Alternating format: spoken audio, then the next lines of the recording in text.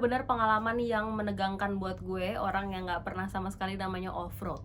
Gue ngerasain gimana mobil tuh hampir terbalik, harus nyebrangin sungai yang arusnya lagi deres banget, dan trekking naik gunung karena mobil yang gue tumpangin ini terjebak di tanah yang berlumpur. Ini semua gue alamin waktu lagi liputan di Kalimantan Utara. So, ini cerita gue dari lapangan.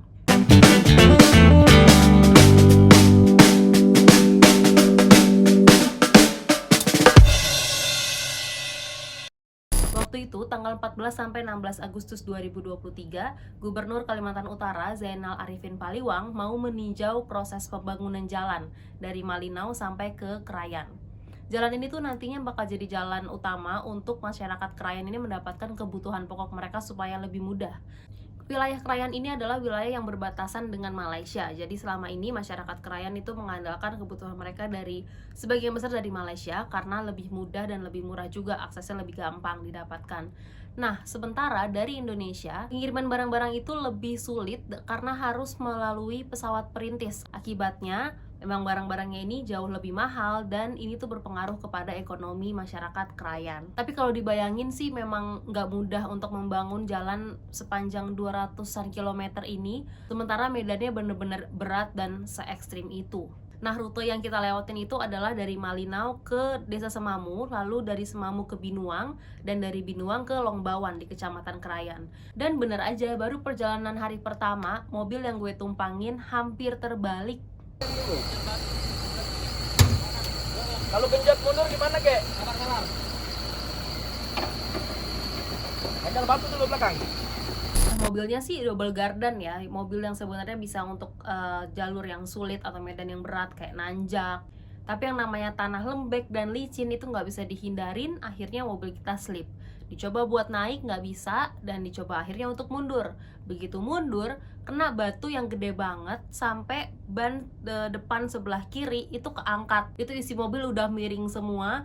Gue sampai bingung sendiri, ini kalau gue gerak untuk keluar, mobilnya bakal seimbang atau enggak nih. Sedangkan kalau gue di dalam terus, gimana kalau nanti mobilnya kebalik gitu kan. Suasananya gelap, yang gue tahu adalah kiri itu lereng bukit dan kanan itu hutan-hutan. Nah, antara hutan atau jurang ini gue udah gak berani nengok lagi gitu. Untungnya teman-teman dari rombongan ini langsung bukain pintu mobil kita dan bantuin kita turun. Dan setelah semua penumpangnya turun, mobilnya ini yang ada tali di bawahnya itu langsung ditarik talinya ke pohon. Jadi ada mesin di bawahnya yang bisa narik tali itu supaya mobilnya tuh balik ke posisi semula gitu. Tapi ini baru satu dari sekian kejadian di mana mobil-mobil di rombongan kita tuh berkali-kali slip dan harus memang ditarik, dibantuin sama eskavator atau alat berat atau bulldozer. Bahkan ada satu mobil yang masuk ke jurang, tapi untungnya semua penumpang selamat. Tantangannya nggak cuma sampai di situ aja guys. Besokannya ketika kita lagi mau nyebrangin sungai dari daerah Semamu ke Binuang, arus sungai yang tadinya sebenarnya bisa dilewatin pakai mobil double gardan kami, ini sampai nggak bisa lewat karena sungainya banjir dan arusnya deras. Jadi kita harus pakai ketinting. Ketinting tuh perahu kecil yang isinya cuma 3-4 orang aja muatnya. Ini juga menurut gue detik-detik yang menegangkan banget selama perjalanan. Karena kita juga kejar-kejaran sama waktu, dimana kita tuh ngelihat makin siang arus sungainya ini juga makin gede. Jadi sebisa mungkin semua rombongan itu udah nyebrang sebelum arusnya itu nggak bisa lagi dilewatin. Terjadi lagi musibah pas kita mau ngerekam momen lagi nyebrangin sungai ini. Kita rekam pakai drone, dan drone-nya tiba-tiba hilang sinyal dan langsung masuk ke sungai yang saat itu deres banget sungainya. Jadi nggak mungkin juga kalau kita menghabiskan waktu untuk nyari itu.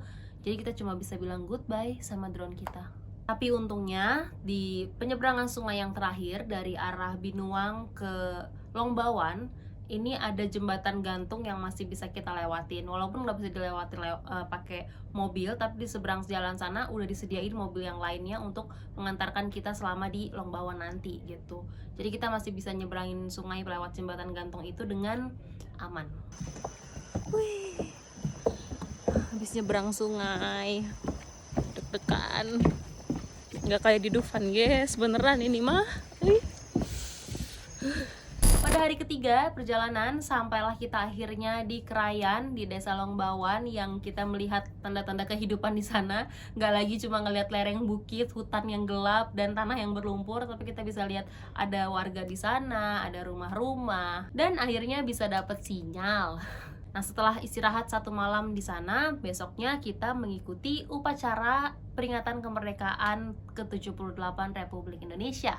Nah, Bapak Gubernur ini menjadi inspektur upacaranya. Wah, di situ rasanya terbayar semua sih perjalanan panjang yang udah kita lewatin dengan segala drama dan musibah yang terjadi. Masyarakat yang sejauh itu pun turut merasakan arti kemerdekaan dan juga mereka bangga gitu menjadi bagian dari Indonesia, karena dilihat antusias mereka ngikutin upacara juga tinggi sekali, dan ada petugas upacaranya, ada masyarakat yang pakai pakaian adat Dayak mereka, terus juga ada anak-anak SD, SMP, SMA yang udah berbaris rapi di sana, ada juga dari personil TNI Polri yang juga ikutin upacara itu. Pokoknya berasa banget warga perbatasan ini tuh juga mengakui diri mereka itu sebagai bagian dari Indonesia, walaupun memang kebutuhan mereka saat ini masih sedikit banyak bergantung kepada Malaysia. Kayak mobil-mobil di sana, sejauh yang gue lihat itu adalah produk-produk dari Malaysia gitu, plat nomornya juga plat nomor Malaysia. Jadi terharu banget, merinding juga begitu ngelihat merah putih berkibar di tempat yang paling ujung banget di wilayah Indonesia.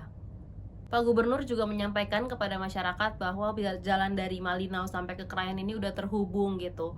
Walaupun memang saat ini belum aspal dan masih banyak titik-titik yang berbahaya dan ekstrim, tapi yang jelas besar banget harapannya supaya jalan ini akhirnya bisa terbangun dan masyarakat di sana juga bisa terbantu melalui kebutuhannya mereka yang bisa disupport dari Indonesia. Jadi itu cerita gue selama liputan di Kalimantan Utara. Ada yang mungkin pernah nyobain jalur itu juga? Boleh komen di bawah, dan jangan lupa untuk ikutin cerita gue dari lapangan berikutnya.